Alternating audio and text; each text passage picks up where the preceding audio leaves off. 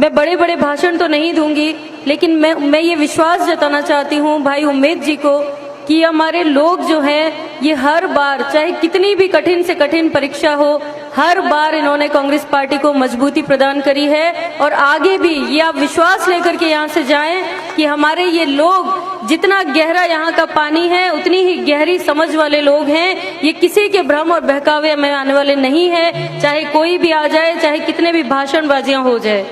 आप ये विश्वास रखें कि हमारे लोग कहीं डगमगाएंगे नहीं। मैं आपका शुक्रिया भी अदा करना चाहती हूँ, क्योंकि ये जो ज़मीन है ये मरहूम बाबा अब्दुल हादी साहब की पाक सरजमीन है। यहाँ से जब जब चुनाव हुए, चाहे उनके वक्त में तब भी बड़े मुश्किल चुनाव हुआ करते थे, उसके बाद हमारे कांग्रेस पार्टी के जितने भी प्रत्याशी जहां पर भी जिस भी इलाके में आए, आप सभी ने एकजुटता दिखाते हुए, भाईचारे का संदेश देते हुए हमारी कांग्रेस पार्टी को मजबूती प्रदान की है। चाहे कहीं पर भी किसी भी जगह पर कितनी ही मुश्किलें हो, लोग बार बार कहते रहे कि लोग भ्रमित हो जाएंगे, ऐसा हो जाएगा, कई बातें होती हैं और युवा भाइयों के लिए खास तौर से बातें सुनने को मिलती है। मैं मेरे युवा भाइयों के लिए विश्वास रखती हूँ कि ये सभी मेरे भाई पढ़े लिखे हैं, इनमें बहुत समझदार हैं और बहुत समझ रखते हैं। ये सभी लोग सुनने चाहे कहीं भी जाए, लेकिन वोट हमारी कांग्रेस पार्टी को ही देंगे। मैं आपको बताना चाहती हूं कि 2014 का चुनाव था। आपको याद होगा कि भाजपा के जो नेता हैं वो बड़े बड़े वादे करके गए थे, हमारे लोगों के बीच में आए थे और दूर दराज की ढाणियों में जब हम जाते थे तो मैं मेरी बहनों से मिलती थी, जब महिलाओं से मिलती थी तो महिलाएं कहती थी कि बेटा हम गरीब हैं, शायद 15 लाख रुपए आ जाएंगे। मैं कहती हूँ आए किसी के खाते में 15 लाख रुपए? कितना लंबा वक्त हो गया, 15 लाख रुपए तो क्या किसी के खाते में 15 रुपए भी नहीं आए। मैं आपको कहना चाहती हूँ कि बार बार हम मूर्ख ना बनते जाएं। बार बार अगर झूठ की कोई एक बात को बार बार झूठ बोला जाए तो कहते हैं कि वो भी सच नजर आने लगता है। तो आपको बहुत समझ के साथ, बहुत ही अपना मंथन करते हुए, गहराई से विचार करते हुए वोट का प्रयोग करना है। बार बार बातें होती हैं कि 70 साल से कांग्रेस पार्टी ने क्या किया। मैं आपको बताना चाहती हूँ कि 70 साल से ये जो देश आप देख रहे हैं ये कांग्रेस पार्टी की बदौलत देख रहे हैं।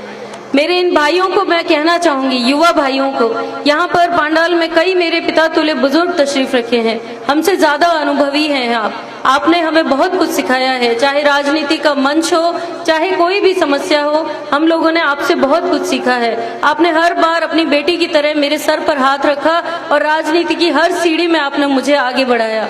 मैं मेरे युवा भाइयों को कहना चाहूंगी कि बार बार अगर ये सवाल आप सुनते हैं कि 70 सालों में क्या किया कांग्रेस पार्टी ने, तो हमारे इन बुजुर्गों से पूछिए कि बार बार आपने हमारी कांग्रेस पार्टी को क्यों चुना। कोई तो वजह होगी जो हमारे बुजुर्गों ने हमें ये मार्ग दिखाया, ये रास्ता दिखाया। इन्होंने तकलीफें देखी हैं, इन्होंने वो वक्त देखा है जब बड़ी तकलीफें हुआ करती थी, किसानों के पास बोने के लिए दाने नहीं होते थे, हमारी महिलाओं के पास घर नहीं होते थे और यहाँ पर इतनी सारी सुविधाएं नहीं होती थी। आज हम हर गांव में देखते हैं हॉस्पिटल्स हैं, स्कूल्स हैं, हमारे बच्चे अच्छे अच्छे स्कूलों में पढ़ रहे हैं और शिक्षा का स्तर बहुत अच्छा हो चुका है। लेकिन मैं आपको बताना चाहती हूँ कि भाजपा की नीतियां तो देखिए, शिक्षा का जो बजट है वो भी बार बार कम करने की इनकी नीतियां बन रही हैं। मैं आपको बताना चाहती हूँ कि ये जो हमारे भाई उम्मेदाराम जी हैं, इनका एक सपना है, जैसे कि आपकी बहन का एक सपना हुआ करता था कि इस बॉर्डर में हम शिक्षा की अलख को जगाएं। आप सभी ने मेरा साथ दिया और मेरे भाई को के लिए मुझे ये कहते हुए फख्र महसूस हो रहा है कि इनका भी वही सपना है। ये चाहते हैं कि बच्चों को अच्छी क्वालिटी एजुकेशन मिले। हमारे पूरे जिले में, हमारे इन तीनों जिलों में बच्चों को क्वालिटी एजुकेशन के साथ साथ स्टैंडर्ड का एजुकेशन मिले। क्यों ना हम अपने भविष्य को बनाने के लिए वोट करें?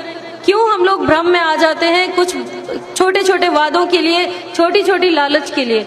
मैं कहना चाहूंगी कि हमारे जो भी भाई यहाँ पर नहीं भी आए हैं, आप अपने घर में भी जाकर के समझाएं। हमारी आधी आबादी जो घरों में बैठी हुई है, मेरी महिलाएं बहनें जो हैं, उनको भी आप लोग समझाएं, क्योंकि हम हर जगह पहुंच नहीं पा रहे हैं। लेकिन आपसे निवेदन करूंगी कि इस झूठ को हम लोग उनके सामने रखें कि किस तरीके से आपको भ्रम फैलाया जा रहा है और सिर्फ वोट बटोरने की राजनीति हो रही है। आज बातें होती है कि धर्म खतरे में है। मैं कहती हूँ धर्म तो कभी खतरे में था ही नहीं। जब महाराणा प्रताप का सेनापति मुसलमान हो सकता है और अकबर महान का सेनापति हिंदू हो सकता है, तो धर्म कहाँ है खतरे में? धर्म ना उस वक्त खतरे में था, ना आज खतरे में है। खतरे में उनको नजर आती है अपनी राजनीति। इसलिए राजनीति की रोटियां सेकने के लिए वो लोग हमारे इन गरीब लोगों को बेवकूफ बनाते हैं। और हर बार मुझे दुख होता है इस चीज का कि हमारे इस बॉर्डर के इलाके में जहां पर ये जो जाजम बिछी हुई है, रंग बिरंगी साफे नजर आते हैं, रंग बिरंगी चुनरियां नजर आती है, इस जाजम को बिखेरने की बड़ी साजिशें हो रही है। मेरे भाइयों, आपको समझना पड़ेगा। आज मैं भी एक महिला हूँ, मैं भी जानती हूँ कि एक माँ का, एक महिला का क्या सपना होता है, क्या उसका दर्द होता है। मेरी महिलाएं जो घरों में बैठी हुई हैं, उनको ये भय नजर आता है कि अगर हमारा बच्चा घर से बाहर निकल गया तो क्या वो सुरक्षित लौटेगा भी या नहीं। आपको मैं कहना चाहती हूँ कि हमें बड़े बड़े प्रोजेक्ट्स नहीं चाहिए, हमें चाहिए इस देश की सुरक्षा, हमारे बच्चों की सुरक्षा, हमारे घर के जो मुखिया हैं उनकी सुरक्षा। क्या करेंगे हम बड़े बड़े बजट्स का अगर हम सेफ ही नहीं हैं, अगर हम भयभीत माहौल में रह रहे हैं। मैं आपको कहना चाहूंगी, ये जो देश है ये महात्मा गांधी जी का देश है। महात्मा गांधी जी कहा करते थे, ईश्वर अल्लाह तेरो नाम सबको सन्मति दे भगवान। जब ईश्वर और अल्लाह एक ही किसी ताकत का नाम है तो क्यों हम लोग बंट रहे हैं? क्या हिंदू और मुसलमान पहले नहीं होते थे? क्या हमसे पहले जो पीढ़ियों ने इतनी लंबी जिंदगियां निकाली तब हिंदू मुसलमान नहीं थे? आज क्यों बार बार बातें होती है कि ये हिंदू है, ये मुसलमान है? मैं आपको समझाना चाहती हूँ भाइयों, क्योंकि मैं आपकी बहन हूँ और मुझे दर्द होता है इन चीजों से जब बार बार ये भ्रम फैलाया जाता है। ये जो देश है ये डॉक्टर अंबेडकर जी का देश है। जब डॉक्टर अंबेडकर जी ने ये संविधान लागू किया था तो कांग्रेस पार्टी ने उसे लागू कराया था। वोट का अधिकार हमें अगर किसी ने दिया है तो कांग्रेस पार्टी की बदौलत है। जमीनों का अधिकार अगर हमें किसी ने दिया है तो वो कांग्रेस पार्टी की बदौलत है। कितनी लंबी फहरिस्त है। इस देश को बनाने के लिए हमारे कांग्रेस के जो नेता हैं उन्होंने हंसते हंसते अपनी जानें कुर्बान कर दी थी। क्यों हम भूल जाते हैं उन आजादियों को, उन कुर्बानियों को? आज अगर आपकी बहन यहाँ पर मंच पर आकर के अपनी बात रख रही है, ये मुस्लिम बहन बात नहीं रख पाती अगर ये संविधान नहीं होता। और आज आप लोगों को मैं कहना चाहूंगी कि सांप्रदायिक ताकतें इतनी हावी हो रही हैं देश में और वो संविधान को खत्म करने की बात करते हैं। दर्द होता है। अगर संविधान खत्म हो गया तो आपको और हमें कौन पूछेगा? मैं अभी डॉक्टर अंबेडकर साहब की जयंती थी, कल ही मेरे पास एक मेरी बहन का फोन आया और वो ये कहने लगी कि बहन, जिले का एक प्रोग्राम था, डॉक्टर अंबेडकर साहब की जयंती थी और उस पर मैं मंच पर अपनी बात रखना चाहती थी और मुझे भाजपा के कुछ नेताओं ने मना कर दिया कि आप मंच पर नहीं बोल सकती। आप सोचिए कि जो पार्टी आदरणीय हमारे नेता राहुल गांधी जी जब संसद में बोलते हैं उस वक्त उनका माइक बंद कर देती है सिर्फ इसलिए कि उनकी आवाज संसद में ना गूंज सके। वो पार्टी जो हमारी महिलाओं बहनों को वो झिझक मिटा करके जब मंच पे कुछ बोलना चाहती है तो उनको रोकने की कोशिशें करते हैं। क्या वो कल विकास कर पाएंगे? आप समझिए।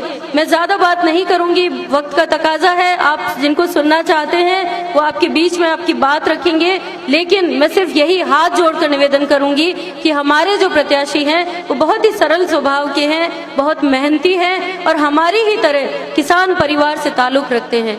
हम किसानों की राजनीति करते हैं और वो धर्म की राजनीति करते हैं, बस फर्क इतना ही है। आप सभी किसान परिवारों से आते हैं, मैं भी एक किसान परिवार से आती हूँ और मैं एक किसान परिवार की बेटी होने के नाते आपसे गुजारिश करती हूँ कि इन किसानों की सरकारों को मजबूत बनाएं, इन पार्टीज को मजबूत बनाएं ताकि हमारे किसान भाई और मजबूती से आगे बढ़ सकें। मैं हमारे कांग्रेस पार्टी के तमाम नेताओं की तरफ से मैं ये वादा करती हूँ और आपको भरोसा दिलाना चाहती हूँ कि जहां जहां हमारे किसान भाइयों का पसीना बहेगा वहां वहां हम सभी नेता अपना खून बहाने तक तैयार रहेंगे।